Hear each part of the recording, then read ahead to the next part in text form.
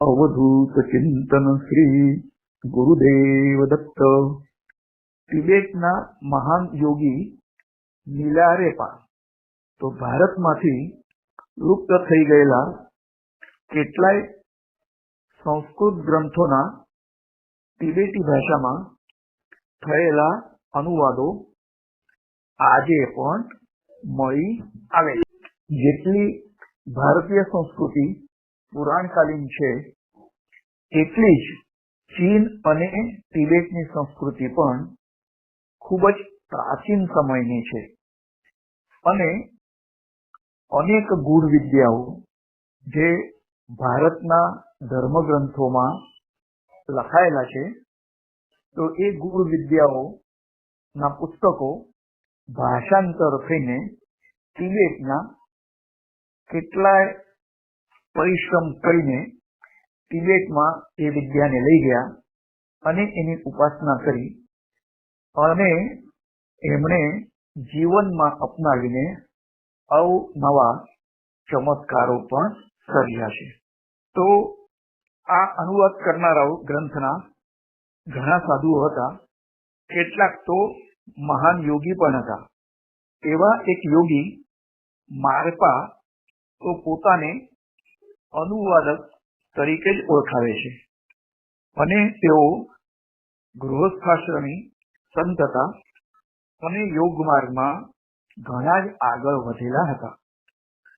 અનેકવાર તેમણે ભારતનો પ્રવાસ કરી અસંખ્ય ગ્રંથો ભારતમાંથી તેઓ તિબેટમાં લઈ ગયા અને તેનું તિબેટી ભાષામાં તેમણે અનુવાદ કર્યો છે। તો આ મારપાના શિષ્ય મિલારેપા એ તિબેટના સૌથી મોટામાં મોટા યોગી ગણાય છે। તેમના જન્મનું વર્ષ ઈસવીસન 1052 ગણાય છે।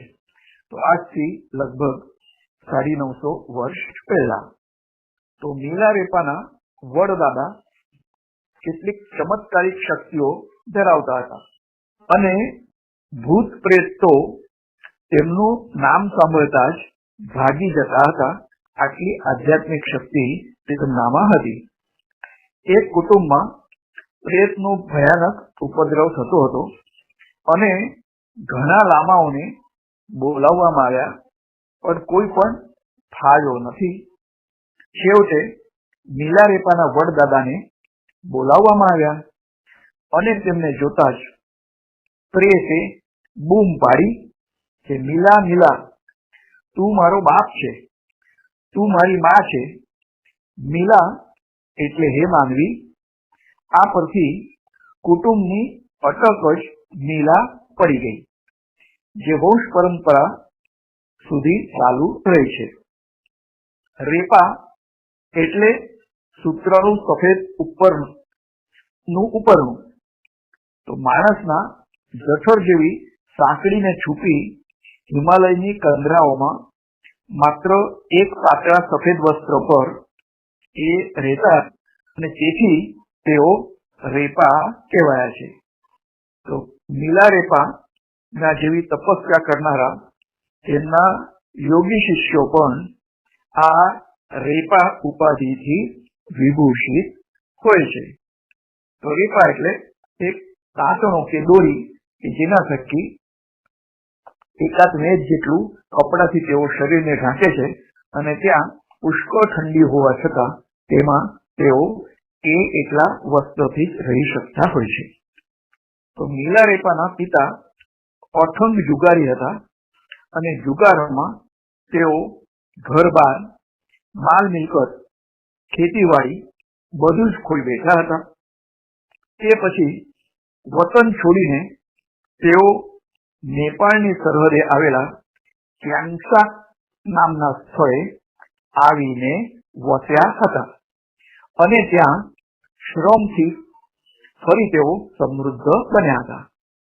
પણ નાની વયે તેમનું મૃત્યુ થયું અને મરતી વખતે તેમણે પોતાના ભાઈ અને બહેનને પોતાની બધી મિલકત સાચવવા માટે સોંપી હતી અને મિલારેપા એ વખતે 7 વર્ષનો હતો અને તેમની બહેન 3 વર્ષની હતી.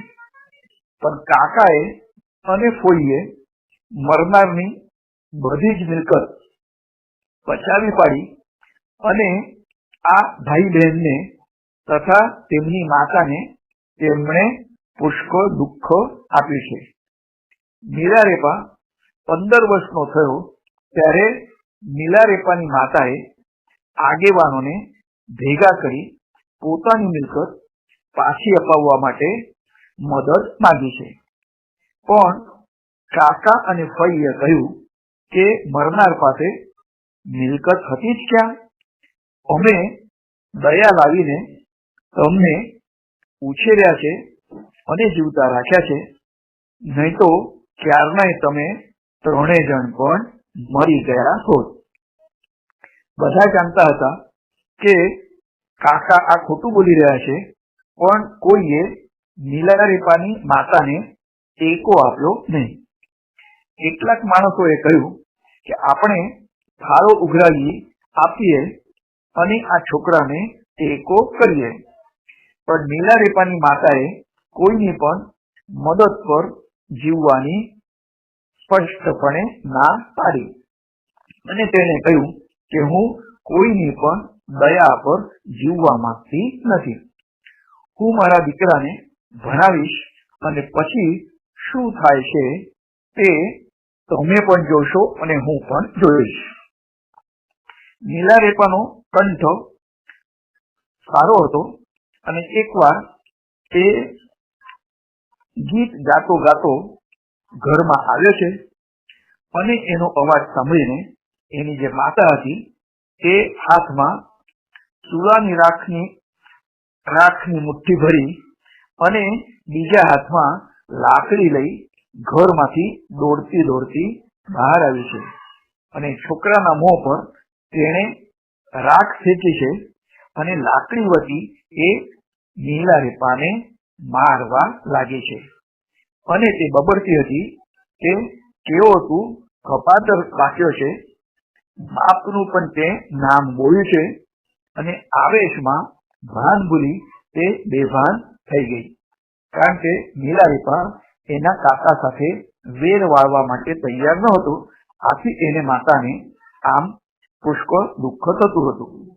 ઘણા સમય પછી જ્યારે માતા ભાનમાં આવી ત્યારે તેને કહ્યું કે ધિક્કાર છે તને દીકરા, તને ધિક્કાર છે. દુશ્મનો પર વેર લેવાનું ભૂલી આવા દુઃખમાં તને પ્રસન્ન મુદ્રામાં ગાવાનું સૂઝે છે.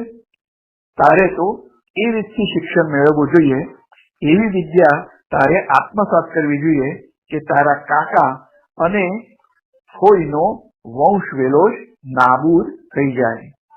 તો મનુષ્યમાં રાગ અને દ્વેષ આ બે સૌથી મોટા દુર્ગુણ હોય છે અને એમાં દ્વેષ ભાવના, જોકે એ નીલારેપાની માતાને ઘણું દુઃખ પડ્યું હતું. આથી માનવ સહજ તેને એમ લાગે તો એ પણ આપણે સામાન્ય માનવીના એ ભૂલ આપણે સમજી શકીએ છીએ. તો ચોટ બરાબર લાગી હતી નીલારેપા પર અને નીલારેપા ઘર છોડીને નીકળી ગયો છે. મેલી વિદ્યા શીખવાડે એવા ગુરુ તેણે શોધી કાઢ્યા છે અને એને દિવસ રાત સેવા ચાકરી કરી અને તેમને પ્રસન્ન કર્યા છે.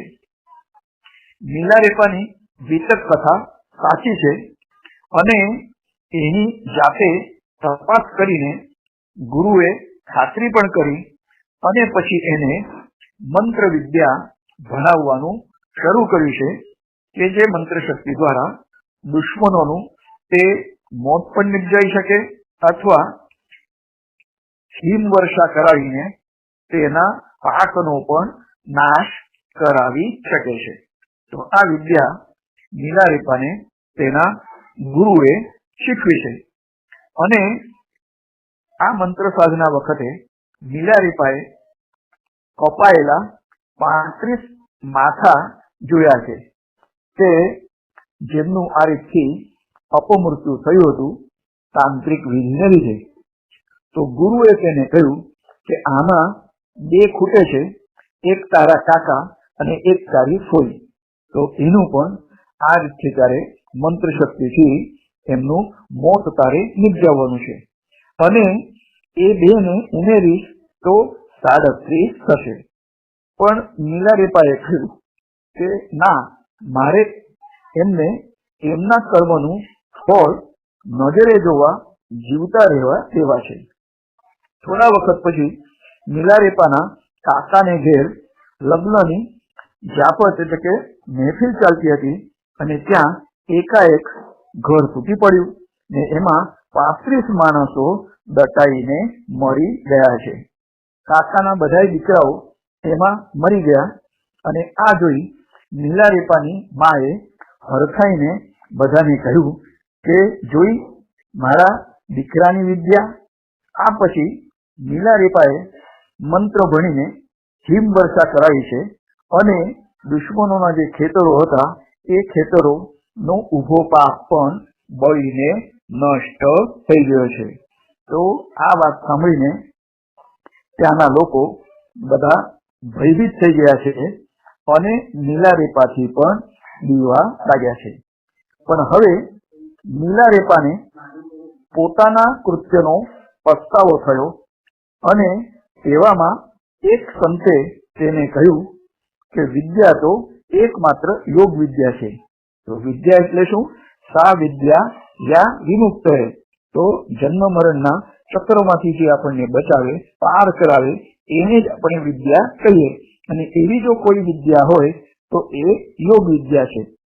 અને ગુરુ આ યોગ વિદ્યા માટે ફક્ત સમગ્ર તિબેટમાં મારપા છે. તો ભારતમાં જઈને તે યોગ વિદ્યા ભણી આવ્યા છે અને મારપા નામ સાંભળીને નીલારેપાનું મન હાથમાં ન રહ્યું અને એ મારપાને મળવા પણ ચાલ્યો છે. તો તાંત્રિક વિદ્યાથી આપણે બીજાનું અહિત કરી શકીએ, પણ એ અહિત કર્યા પછી પણ મનુષ્યને પશ્ચાતાપ થવો જોઈએ અને ભવિષ્યમાં ક્યારે પણ એ રસ્તો ફરી અપનાવવો ન જોઈએ. એવું થાય અને પછી સાત્વિક ગુરુનું અવલંબન કરવામાં આવે તો સાત્વિક વિદ્યાના અવલંબનથી મનુષ્ય પોતાની આધ્યાત્મિક વિકાસ કરી શકે છે. તો રસ્તામાં એ પૂછતો તિબેટના અંતરાળ વિસ્તારમાં તે જતો હતો. તો ત્યાં એક ઠેકાણે ખેતરમાં એને એક માણસને ખેતર ખેડતો જોયો છે.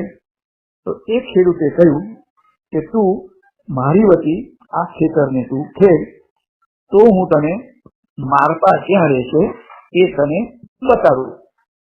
તો નીલારેપાએ ઉત્સાહથી એ ખેતરને ખેડ્યું છે અને પછી એને જોયું તો એક ખેડૂત પોતે જ મારપા હતો.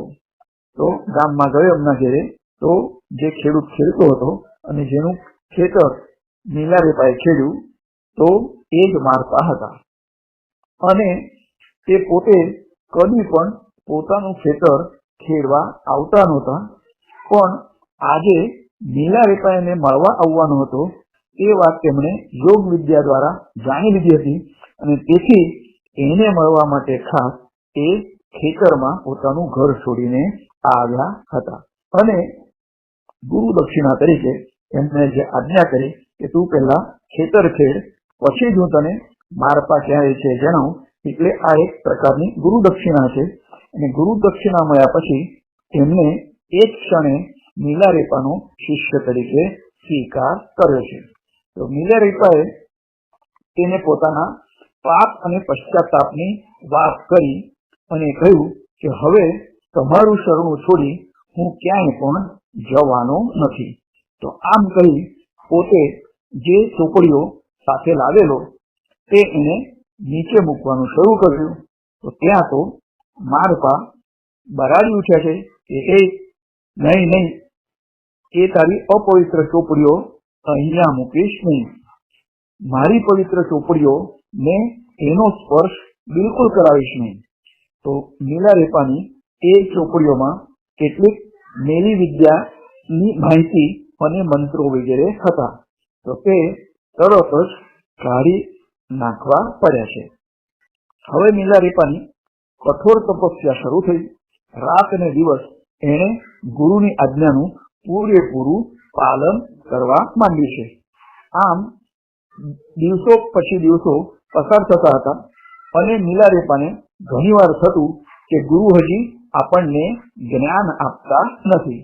ત્યારે ગુરુ એને કહેતા હતા કે મારી બધી સંપત્તિ સાફ કરી જીવના જોખમે હું ભારતમાં જઈને જે સત્ય વિદ્યા શીખી લાવ્યો છું એ તારે તારા આ દુષ્કર્મોના ઇનામ તરીકે લેવી છે કે શું?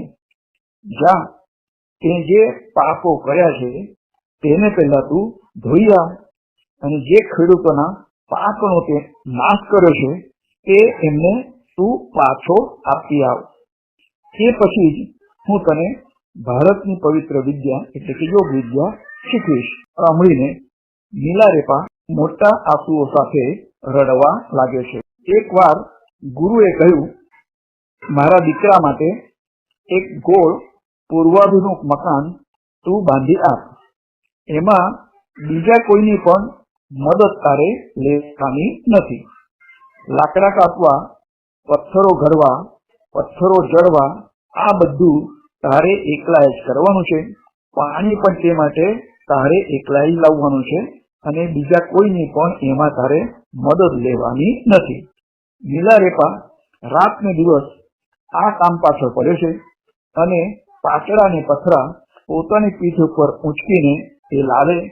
બાંધકામ માટે પાણી પણ પોતે જ દૂરથી ભરી લાવે.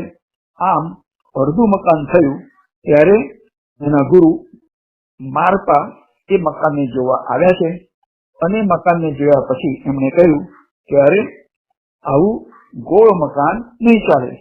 આને તું પાડી નાખ અને એનો એક એક પથ્થરો જ્યાંથી તું લાવ્યો છે ત્યાં તું પાછો મૂકી આવ. મૂગા નીલારેપાએ એમ કર્યું ત્યારે ગુરુએ બીજી જગ્યા બતાવી છે અને કહ્યું કે અહીં મારા દીકરા માટે બીજના ચંદ્રના આકારનું પશ્ચિમાભિમુખ મકાન તારે એકલાએ જ બાંધવાનું છે, તો એ તું બાંધવા માંડ. નીલારેપાએ અડધું મકાન બાંધ્યું. ત્યાં ગુરુએ એ મકાનને જોવા આવ્યા અને તેમણે કહ્યું કે કેવું ખરાબ લાગે છે, તોડી પાડ આ મકાન અને એનો એક એક પથ્થરો જ્યાંથી તું લાવ્યો છે ત્યાં તારે પાછો મૂકી આવવાનો છે. તો પર્વત ઉપર આવા બધા મકાન બનાવવાના, દૂર દૂરથી વસ્તુ લાવવાની, પોતાના ખભા ઉપર તો પીઠ ઉપર પણ એને ઘણી બધી મોટી ઈજાઓ થઈ હતી. થોડા દિવસ પછી ગુરુએ એક નવી જગ્યા બતાડીને કહ્યું કે અહીં ફક્કડ ત્રિકોણાકાર મકાન તારે બાંધવાનું છે. તો નીલારેપાએ ત્રિકોણાકાર મકાન બાંધવા માંડ્યું અને પથરાને પાતળા ઊંચકીને એની પીઠમાં ઘણા ઘા પડી ગયા છે. પણ નીલારેપાએ એની કોઈને પણ વાત કરી નથી કે મને આ કામ કરતા ત્રાસ થાય છે. ત્રિકોણ મકાન લગભગ પૂરું થવાયું ત્યાં ગુરુએ કહ્યું કે અરે, આ તો કેવું ખરાબ દેખાય છે, તોડી પાડે ને અને એના પથરા જ્યાંથી તું લાવ્યો છે ત્યાં ફરી પાછો મૂકી આવ. તો નીલારેપાએ જરા પણ અણગમો બતાવ્યા વગર ગુરુની આજ્ઞાનું એને પાલન કર્યું છે. વળી ગુરુએ એક ટેકરી પર જગ્યા બતાડી અને કહ્યું કે અહીં 9 માળનું મકાન તારે બાંધવાનું છે. તો નીલારેપા આ મકાન બાંધવા લાગી ગયો છે અને એક કુંડી પાણી, ખોબો માટી કે પથ્થરના કાંકરા જેટલી મદદ એ કોઈની પણ લેતો ન હતો. એના બરડામાં મોટા મોટા ઘા પડી ગયા હતા અને એની અસહ્ય વેદના એને થતી હતી. તો આ જે બધા વેદના અને ઘા એને સહન કરવાના છે એ પ્રાયશ્ચિત્ત રૂપે એને જે કરેલું પાપ છે, પાપ આને લીધે ધોવાતું હતું, તે બળીને ભસ્મ થતું હતું. એકવાર તેના 3 ગુરુભાઈઓ ગમ્મતમાં મોટી શિલા ઉચકી લાવ્યા અને ખૂણાના ટેકા માટે શિલા ખૂબ સરસ છે એમ કહીને એણે નીલારેપાને કહ્યું કે આ શિલા તું અહીંયા મૂક એટલે આ ઘર સરસ દેખાશે અને મકાનમાં એનો ઉપયોગ એ રીતથી થઈ ગયો છે અને 2 માસ ચણાયા પછી ગુરુ એ ઘરને જોવા માટે આવ્યા છે અને બીજાઓએ આણેલો જે આ પથ્થરો છે એ કેમ વાપર્યો એ તું કાઢી નાખ અને જ્યાં હતો ત્યાં તું મૂકી આવ, પછી તું તારે જાતી પાછો એ અહીં ઉચકી લાવ અને મકાનમાં વાપર. તો ચણેલી ઇમારત તોડી નાખી નીલારેપાએ ગુરુના કહેવા પ્રમાણે કર્યું છે અને અડધું મકાન થયું. ત્યાં વળી ગુરુએ કહ્યું કે આની જોડમાં 12 થાંભલાનું બીજું એક મકાન પણ તારે બનાવવાનું છે. તો નીલારેપાએ નવું મકાન બાંધવા માંડ્યું છે અને મકાન પૂરું થવા આવ્યું ત્યાં નીલારેપાએ ગુરુને વિનંતી કરી કે મને હવે તમે જ્ઞાન દીક્ષા આપો. તો ગુરુએ એને માથાના વાળ પકડીને ખેંચ્યો છે અને એમને લાતો પણ મારી છે અને મારપાએ કહ્યું કે ભારતની જે પવિત્ર વિદ્યા છે એ વિદ્યા શું તારે મફતમાં લેવી છે? તો તારે ગુરુની સેવા કરવાની અને ગુરુ આજ્ઞાનું પાલન કરવાનું. તો ગુરુ પત્નીને શિષ્યની આ દયનીય હાલત જોઈને એને દયા આવી અને તેને એકવાર પતિને કહ્યું કે એની પીઠ ઉપર કેટલા બધા ઘા પડ્યા છે, હવે તમારે એને જ્ઞાન આપવું જોઈએ. ત્યારે ગુરુએ કહ્યું કે એમ તો ઘણા ઘોડા ગધેડાની પીઠ પર પણ ચાંદા પડતા હોય છે અને ચડવા લાગે છે, પણ છતાં એમનો માલિક કઈ ધ્યાનમાં લેતો નથી. આ કઈ એવું દુઃખ નથી. તો વિદ્યા માટે અમે જે દુઃખ સહ્યું છે તેની આગળ આ તો કાંઈ પણ નથી. તો ગુરુનો માર અને મીણા ખાઈ નીલારેપા એકલો ખૂબ રડતો હતો, પણ જ્ઞાનની જિજ્ઞાસા તેને એટલી બધી હતી કે એ જ્ઞાન પ્રાપ્તિ માટે એ બધું જ સહન કરતો હતો. એકવાર નીલારેપાના ગુરુ નો માર ખાઈ રહ્યો હતો અને એને થયું કે બારીમાંથી કૂદકો મારીને મારે હવે અહીંથી પલાયન થઈ જવું છે. છેવટે ગુરુ પત્નીથી આ બધું જોવાયું નહીં એટલે એણે નીલારેપાને છાનોમાનો બીજા ગુરુ પાસે મોકલી દીધો. તો ગુરુ પત્નીને એમ લાગ્યું કે આ ગુરુ તો બહુ કઠોર થયા છે અને આ શિષ્યને એ વિદ્યા આપશે નહીં. તો એ ગુરુના બીજા ઘણા બધા શિષ્યો હતા, એ પણ ગુરુ પત્નીને એટલું જ માન આપતા હતા. તો એમની પાસે આ નીલારેપાને મોકલીએ તો તેઓ એને જ્ઞાન આપશે. અને ગુરુને આપવા માટે જે ભેટો જોઈએ તો એ ભેટ પણ ગુરુ પત્નીએ નીલારેપાને આપી છે કે તું અમુક આપણા ગુરુજીના શિષ્ય છે અને એમનો આશ્રમ જ્યાં છે ત્યાં તું એ ગુરુને મળ. હું તને કાગળ પણ લખી આપું છું અને જે ગુરુ દક્ષિણા તરીકે ભેટ મૂકવાની હોય છે તો એ ભેટ પણ મારી પાસે જે છે એ હું તને આપું છું, એમને જઈને તું મળ. તો ગુરુ પત્નીએ બનાવટી પત્રો લખી મોકલ્યો છે કે આને તમે યોગ વિદ્યા શીખવજો અને મારપા ગુરુની સહી એ ગુરુ પત્નીએ કરી છે. તો આ જે બીજા ગુરુ હતા એ અસલમાં મારપાના શિષ્ય જ હતા અને તેમણે નીલારેપાને એકાંતમાં રાખી સાધનાનો માર્ગ બતાવે છે અને નીલારેપાએ પણ એ સાધના નિત્ય કરવા માંડી છે, પણ ઘણા સમય પછી પણ એ વિદ્યામાં એ આગળ વધી શક્યો નહીં. ત્યારે આ નવા ગુરુને થયું કે તું ગુરુ મારપાના આશીર્વાદ વિના અહીં આવ્યો લાગે છે, એટલે જ આ વિદ્યામાં તું આગળ વધી શકતો નહીં, એટલે નહીં તો આવું ક્યારે પણ બને નહીં. છેવટે નીલારેપાએ સાચી વાત કબૂલ કરી અને હવે આ નવો ગુરુ નીલારેપાને સાથે લઈને પાછો મારપાની પાસે મળવા ગયો છે અને સાથે પોતાની બધી જ મિલકત તેણે ગુરુને અર્પણ કરવા લઈ લીધી. માત્ર એક લંગડી બકરી એની પાસે હતી, તો લંગડી બકરી કઈ ગુરુને ન અપાય, આથી એ લંગડી બકરીને એને પોતાના ઘેર જ રહેવા દીધી. તો મારપાએ બધી ચીજો સ્વીકારી અને પછી કહ્યું કે જા પેલી લંગડી ઘરડી બકરી પણ તું લઈ આવ. એ બકરીને તારા માટે શા માટે ઘેર રાખી છે? તો ગુરુને તો સર્વસ્વ સમર્પણ કરવાનું હોય છે. તો એ બકરી તું કેમ નથી લઈ આવ્યો? કઈ પણ બોલ્યા વગર એ ગુરુ લાંબો રસ્તો કાપીને તે પોતાના ઘેર ગયા અને જે ઘરડી અને લંગડી બકરી હતી આથી એ બકરીને પોતાના ખભા પર ઉપાડીને મારપ્પા પાસે આવ્યા છે. ત્યારે ગુરુ એના પર ખુશ થયા છે અને એમણે કહ્યું કે આવી ગુરુ ભક્તિ જોઈએ ત્યારે જ એને જ્ઞાન મળી શકે છે. મારે કઈ બકરીની જરૂરત નહોતી, પણ નીલારેપાની આગળ દાખલો બેસાડવા માટે જ મેં આમ કર્યું છે. પછી તો નીલારેપાનો વારો આવ્યો અને ગુરુ પત્નીએ આપેલી ચીજો એણે નવા ગુરુને અર્પણ કરી હતી અને નવા ગુરુએ એ ચીજો મારપ્પાને અર્પણ કરી હતી.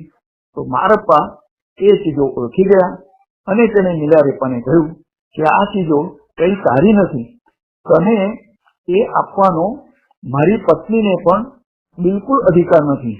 એણે એ એના પિયરથી ભલે આનેલી હોય તો પણ એના ઉપર મારો જ અધિકાર છે. હવે નીલારેપા એવો હતાશ થઈ ગયો કે એને આપઘાત કરીને જીવનનો અંત આણવાનું નક્કી કર્યું છે. પણ ગુરુ પત્નીએ એને સમજાવ્યો કે આપઘાત જેવું બીજું કોઈ પણ મોટું પાપ નથી, આથી આત્મહત્યા ક્યારે પણ કોઈએ કરવી જોઈએ નહીં. પણ હવે શિષ્યની કસોટી પૂરી થઈ હતી અને ગુરુ મારપ્પાએ એક નિજરસ ગોઠવી અને પોતાના તમામ શિષ્યોને તેમણે નિમંત્ર્યા છે કે જેમના અલગ અલગ સ્થળે પોતાના સ્વતંત્ર આશ્રમો હતા અને એમાં નીલારેપાને મુખ્ય આસન પર બેસાડીને જાહેર કર્યું કે મારે એના પાપો ધોઈ કાઢવા હતા, તેથી મેં એની આવી આકરી પરીક્ષા કરી હતી. હવે એના બધા પાપ ધોવાઈ ગયા છે અને મેં એને શુદ્ધ કાંચન જેવો બનાવવા આ મકાનો બાંધવાનું કહ્યું હતું. શિષ્યના આધ્યાત્મિક વિકાસ માટે, એના તન મનની શુદ્ધિ માટે કેટલીક વાર એના પર આવા કઠોર થવું પડે છે. પછી તેમણે નીલારેપાને કહ્યું કે બેટા, તારા અહીં આવતા પહેલા જ હું જાણી ગયો હતો કે તું મારો સાચો શિષ્ય છે અને તેથી જ હું તને મળવા માટે ખેતરમાં સામો આવ્યો હતો. અને તો અત્યાર સુધી કોઈને પણ મળવા માટે ઘર છોડીને હું સામે કોઈને મળવા જતો નથી. એકાંત ગુફામાં બેસી નીલારેપાએ સાધના આદરી છે અને માથા ઉપર સળગતો દીવો મૂકીને એ આસનવાળી ધ્યાનમાં બેસતો હતો. રાત અને દિવસ આવી રીતે 11 મહિના એ ધ્યાનમાં બેઠો છે. ગુરુના સતત માર્ગદર્શન હેઠળ એની આ સાધના ચાલુ રહી છે અને નીલારેપાને એ સાધનામાં કેટલાક એવા અનુભવો થયા કે જે મારપ્પાને પણ થયા નહોતા. નીલારેપા ભાગ્યે જ ઊંઘતો અને હવે ગુરુએ એને હિમાલયની ઊંડી કંદરાઓમાં જઈને ધ્યાન સાધના કરવા માટે કહ્યું છે. તો નીલારેપા હવે પોતાની માતાની વિદાય લેવા ઘેર આવ્યો ત્યારે એને જાણ્યું કે માતા તો 8 વર્ષ પહેલા જ મરણ પામી હતી અને એના ઘરમાં જ એની સમાધિ થઈ હતી. મેલી વિદ્યાની બીકે કોઈએ એનો સાથ આપ્યો નહોતો અને એની સામે જોયું પણ નહોતું અને એને મદદ પણ કરી ન હતી, કારણ કે તેઓ જાણતા હતા કે આનો દીકરો નીલા એની પાસે મેલી વિદ્યા છે. ઘર ભંગાર જેવું થઈ ગયું હતું અને એમાં ચામાચીડિયા અને ઉંદરે ઘર કર્યા હતા. નીલારેપાની બહેન ગાંડા જેવી બની ક્યાંય ચાલી ગઈ હતી. નીલારેપા પોતાના અવરું ઘરમાં ગયો છે અને ત્યાં ભંગારના ઢગલામાં ખોદતા એને મનુષ્યના હાડકા હાથ લાગ્યા છે. તો એ સમજી ગયો કે મારી માતાના જ આ હાડકા છે. તો અપાર વેદના ને દબાવી એ હાડકાનું ઓશીકું કરી એ ત્યાં જ સૂતો છે અને 7 દિવસ અને 7 રાત એ અહીં સમાધિ અવસ્થામાં રહ્યો છે અને પછી માતાના અવશેષોની વિધિપૂર્વક સદગતિ કરી એ ત્યાંથી ચાલી નીકળ્યો છે. તો આપણામાં જે રીતે શ્રાદ્ધાદી ક્રિયા હોય છે એવું કે માતા માટે એને અંત્યેષ્ટિ ક્રિયા કરી છે. ગુફામાં એકાંતમાં એ ધ્યાન કરવા બેઠો હતો ત્યાં એકવાર એને સપનું આવ્યું કે એ જે જમીન ખેડે છે પણ જમીન કઠણ હોઈ ખેડાતી નથી, તો એ ખેડવાનું છોડી દેવાનો વિચાર કરતો હતો. ત્યાં એના ગુરુ મારપા પ્રગટ થયા અને તેમણે કહ્યું કે બેટા, હતાશ ન થઈશ, જમીન ગમે કેટલી કઠણ હશે તો એ ખેડાવવાની જ છે અને તું જીતવાનો છે. આથી તારે પ્રયત્ન ચાલુ જ રાખવાના છે. એટલે આ સાધના અંગે મારપ્પા ગુરુએ કહ્યું હતું. આ સ્વપ્નમાંથી નીલારેપાને ખૂબ બળ મળ્યું અને એને સંકલ્પ કર્યો કે આ જન્મમાં જ પૂર્ણત્વ મારે પ્રાપ્ત કરવું છે. ભલે હું ભૂખે મરી જાઉં પણ હવે હું કોઈ મનુષ્યના વસવાટમાં નહીં જાઉં કે ક્યાંય ભિક્ષા પણ નહીં માંગું. ખોરાકના અભાવે સુકાઈને એ સાવ હાડપિંજર જેવો બની ગયો અને એની ચામડી એકદમ તારાશ પડતી થઈ ગઈ છે. એના માથાના વાળા પણ એ જ રીતથી લીલાશ પડતા થઈ ગયા છે. એકવાર કેટલાક શિકારુએ એ ગુફામાં આવ્યા છે અને એમણે નીલારેપાની પાસે ખાવાનું માંગ્યું છે. પણ નીલારેપા પહાડોમાં ઉગતા કાંટાળા છોડવાઓ ખાઈને રહેતો હતો, એટલે એને કહ્યું કે અહીં તો આવું જ કાંટાળું ખાવાનું મળશે.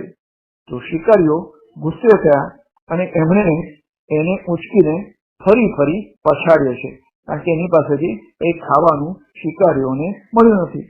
પણ નીલારેપા એમના ઉપર ગુસ્સે બિલકુલ ન થયો. ઉલટું એ લોકો માટે એને એટલી બધી લાગણી થઈ આવી કે એની આંખોમાંથી આંસુ ખર્યા છે અને નીલારેપામાં પરમ પુરુષની કરુણાનો ઉદય થયો હતો. તો સંતનું આ જ લક્ષણ છે કે અપકાર કરે એના ઉપર પણ તેઓ હંમેશા ઉપકાર કરતા હોય છે. તો જેવું અન્નની બાબતમાં તેવું જ વસ્ત્રની બાબતમાં પણ બન્યું. કપડાના નામે તેના શરીર પર કેવળ ચીથરા જ હતા અને ચીથરાના 3 ટુકડા શરીર પર વીટી તેના પર એ કેડે દોરો બાંધી રાખતો હતો. તો આ ચીથરાના કકડા સાંધવાનો એકવાર તેને વિચાર આવ્યો, પણ તરત તેનું મન કહેવા લાગ્યું કે આજે જ રાતે તું મરી નહીં જાય તેની શી ખાતરી છે? તો માટે સાંધવામાં સમય બગાડવાને બદલે એટલો સમય તું વધારે ધ્યાનમાં વાપર. એક ચોરે વિચાર કર્યો કે અહીં આ બાવો ઘણા વખતથી રહે છે અને ક્યાંય માંગવા જતો નથી, માટે એની પાસે કંઈક માલ હોવો જોઈએ. એક રાતે એ માલ ચોરી જવા માટે ગુફામાં બેઠો છે અને ખણખોટ કરવા લાગ્યો છે. તો નીલારેપા એ જોઈ હસી પડ્યો છે અને કહેવા લાગ્યો કે અરે ભાઈ, જ્યાં દિવસે મને કશું જડતું નથી ત્યાં આ રાતે તને શું જડવાનું છે? ચોર પણ હવે હસી પડ્યો છે. તો જે ફોઈએ નીલારેપાની બધી મિલકત પડાવી દીધી હતી તે ફોઈ એકવાર ગુફામાં આવીને રડી પડી છે અને નીલારેપાએ પોતાનું ઘર અને ખેતર જે કંઈ હતું તે બધું એને ફોઈને દઈ દીધું હતું. હવે તેના મનમાં સૌ પ્રત્યે કરુણા સિવાય બીજું કંઈ પણ નહોતું. નીલારેપા હવે મહાન યોગી બની ગયા હતા અને પોતે કહે છે કે હવે મારામાં કોઈ પણ રૂપ ધારણ કરવાની અને આકાશમાં ઉડવાની શક્તિ આવી હતી.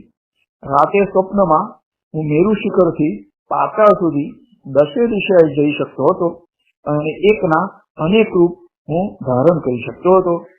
હું મારા સ્થૂળ શરીરને અગ્નિ રૂપે કે સાગર રૂપે પણ ફેરવી શકતો હતો, પણ એ બધી ચમત્કારી શક્તિઓનું મને હવે આકર્ષણ રહ્યું નથી. મારે બુદ્ધ થવું છે, જ્ઞાની થવું છે અને મેં જીવનભર ધ્યાનસ્થ રહેવાનું નક્કી કર્યું છે.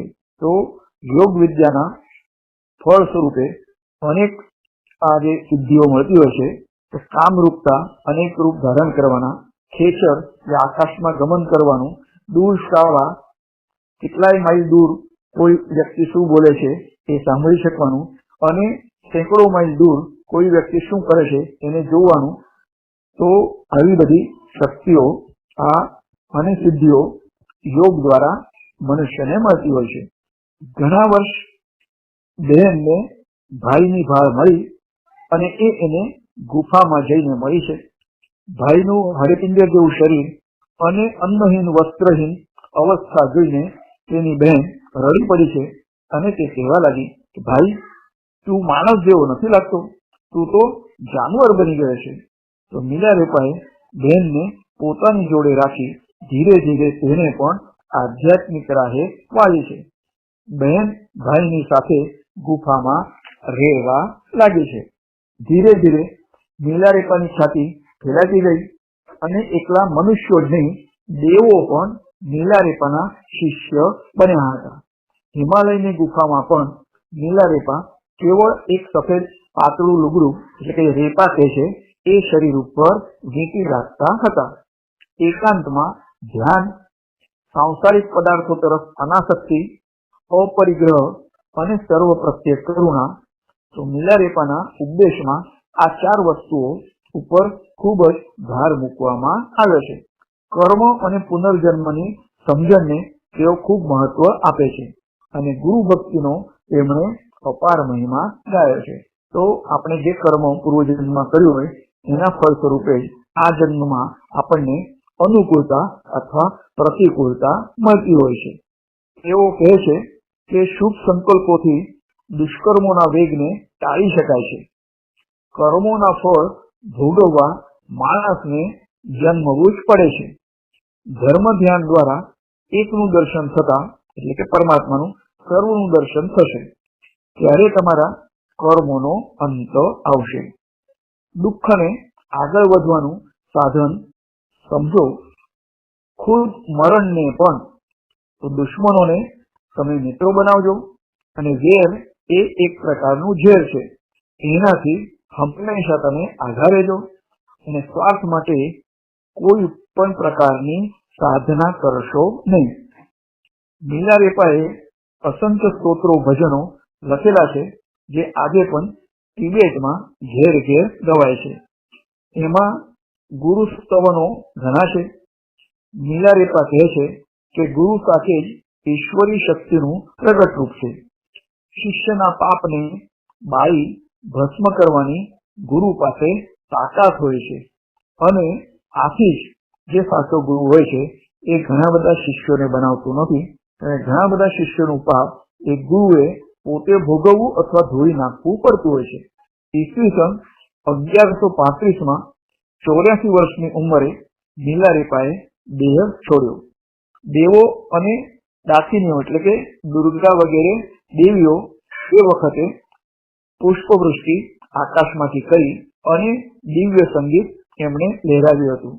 તો આ પ્રસંગના અદ્ભુત વર્ણનો એક ગ્રંથમાં છે અને ચિતાએ 8 પાંખડીવાળા કમળનો આકાર ધારણ કર્યો છે અને સળગતી ચિતામાંથી બેઠા થઈને મિલારેપાએ છેલ્લો ઉપદેશ શિષ્યોને આપ્યો છે અને પછી ફરી તેઓ ચિતામાં સમાઈ ગયા છે. હવે ચિતાએ વિહારનો આકાર ધારણ કર્યો છે અને દરવાજા, ઘુમ્મટ, ધજા પતાકાઓ સમેત સ્વર્ગમાંથી દેવોએ અમૃતનું સિંચન કર્યું, અપ્સરાઓએ નૃત્યગાન કર્યું છે અને શંખનાદ પણ થયો છે, બંસીનાદ પણ લોકોને સંભળાય છે. તો આવા એ મહાન યોગી મિલારેપા હતા જેમણે ભારતની યોગ વિદ્યાનું ચરમ શિખર પણ સર કર્યું હતું. તો તિબેટના મહાન સંત મિલારેપા, તો એમનું ચરિત્ર આપણે શ્રવણ કર્યું છે અને ગુરુ આજ્ઞા પાલન કરવા એમણે કેટલું બધું સહન કર્યું, છતાં પણ ગુરુ પ્રત્યે જે એમનો માન હતો એ માન એમને છેવટ સુધી રાખ્યું છે. તો એમના જીવનમાંથી આપણે પણ કંઈક બોધ લઈએ અને બીજા કોઈનું આપણે અહિત કરવું ન જોઈએ, નહીં તો એ પાપ ધોવા માટે આપણને ઘણું બધું આપણે સાધના વગેરે કરવી પડતી હોય છે. અવધૂત ચિંતન શ્રી ગુરુદેવ દત્ત.